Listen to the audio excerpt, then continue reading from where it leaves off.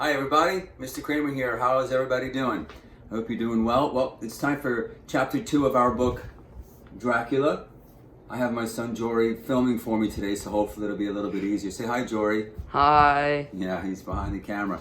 So if you remember, we read chapter 1 last week, and we read about a guy named Jonathan Harker, and he's writing a diary.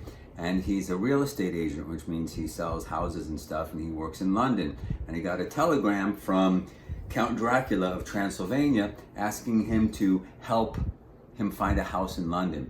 So he goes to Transylvania, and things were not what he thought were going to be there. If you remember, Dracula lives in a very strange castle, and he looks very weird. He's a combination of a man and a wolf sometimes, and Jonathan Harker felt threatened at times, so he doesn't feel very safe, and he feels like a prisoner in this castle in Transylvania. So we're going to read today chapter 2, and it's called I Am in Danger. So Dracula by a guy named Bram Stoker. And we're going to read this book together. Chapter 2. Chapter 2, I Am in Danger. One evening, the Count said, "You must write to your London office and tell Mr. Hawken that you'll be here for another month." When I heard this, I went cold. Another month? But what could I do? I worked for Mr. Hawken, and the Count's business was important to him, so if the Count needed me, then I had to stay. I wrote my letter, but I knew that the Count planned to read it. I cannot tell Mr. Hawken that I was prisoner in Castle Dracula. That evening, the Count did not stay and talk with me, but before he left the room, he turned to me and said, "My young friend, sleep only in this room or your bedroom. You must never fall asleep in any other room in the castle. You will be in danger if you do." When he left, I went to my room, but I could not rest and began to walk around the castle. Many of the doors were locked, but I found one which was opened. I pushed back the door and saw that there was a window in the room. It was a beautiful night, and the mountains looked wonderful in the soft yellow light of the moon. Suddenly, something moved below me. It was the Count. Slowly, he came out of the window. First, those hands like the hands of an animal, and then his head. He began to move down the wall, head first. With his black cloak around him, he looked like a horrible black bird, and my blood ran cold. What was Count Dracula? I shivered and sat down for a minute. The room was warm and friendly.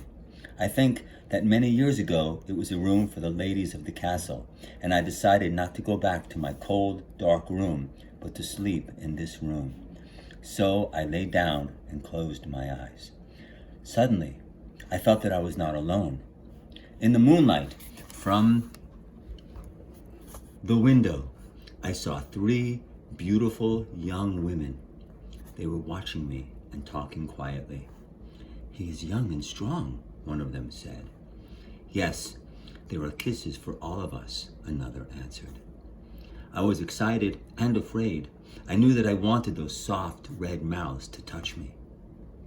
One of the women came nearer. Her strong white teeth touched my neck. I closed my eyes and waited. Kiss me, I thought. Suddenly, there was a cry of anger.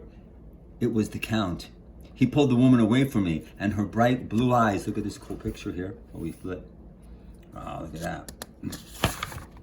Her bright blue eyes turned red with a wild anger. I looked at the Count, and his eyes were burning with all the fires of hell. "Get off him," he cried. "He's not for you. Stay away from him."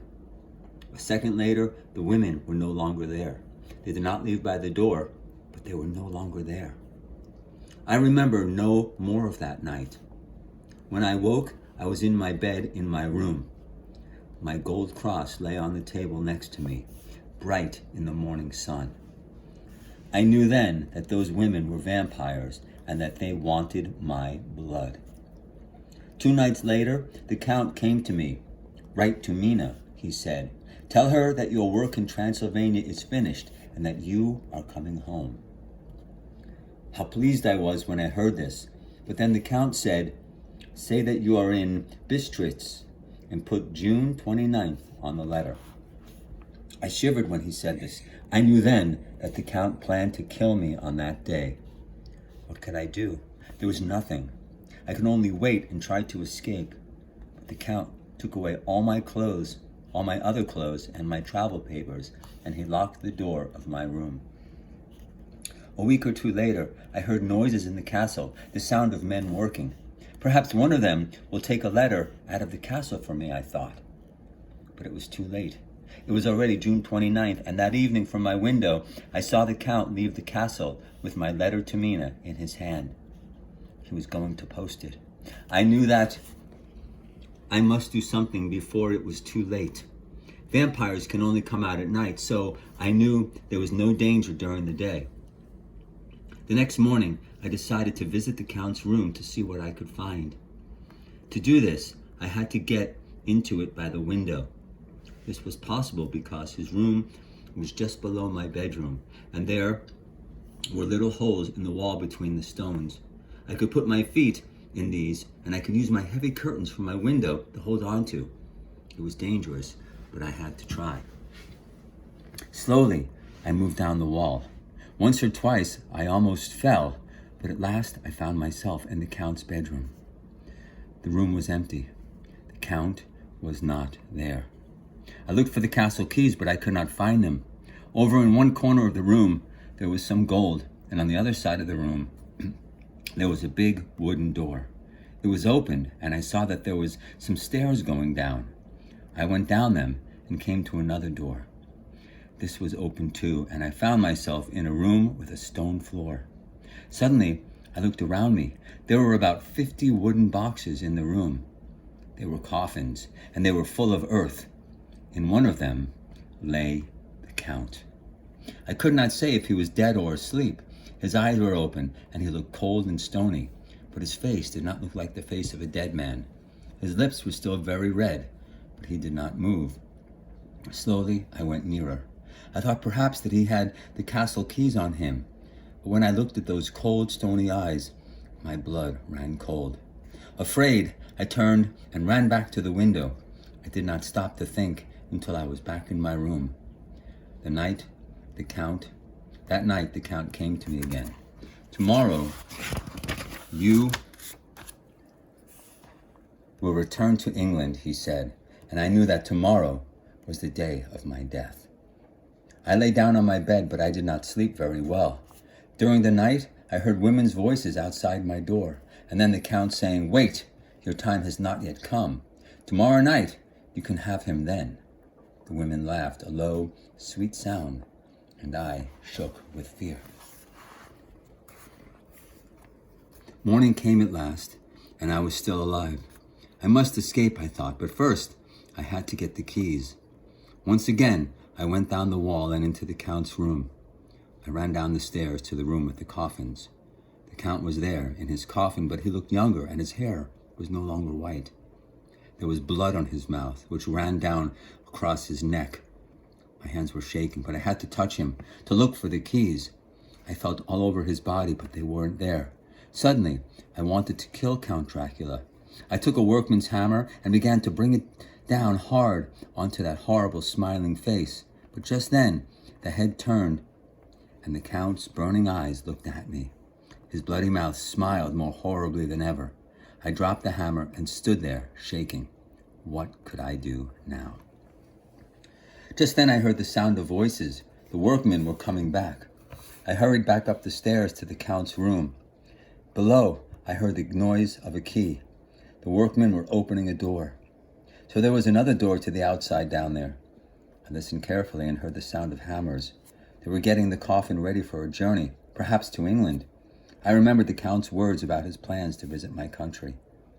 I turned to run back downstairs to find this open door, but I was too late. A cold wind ran through the castle, and with a crash, the door at the top of the stairs closed and locked itself. I could not get back down the stairs. Soon, I saw from the window the heavy carts full of coffins. Here's a picture of him. And the workmen drove away. I was alone in the castle with those terrible vampire women. While I was writing these words in my diary, I decided what to do. I must try to escape. I shall try to get down the wall outside. The window is high above the ground, but I have to try. I shall take some of the gold with me. If I escape, perhaps it will be helpful later. If I die, it will be better than death that awaits for me here. Goodbye, Mina. Will I ever see you again? So, this chapter shows us that Jonathan is indeed in a lot of trouble. He's got 3 vampire women that want his blood. He's got Count Dracula who wants his blood. And he can't get out of the castle. He's trying everything he can. And worse, he saw Count Dracula laying in a coffin. He looked dead. He wasn't sure if he was alive. He didn't know what was going on. So what is he planning to do? He's going to try to escape. And we'll read next time how he might do this. All right, you guys take care, and we'll see you later.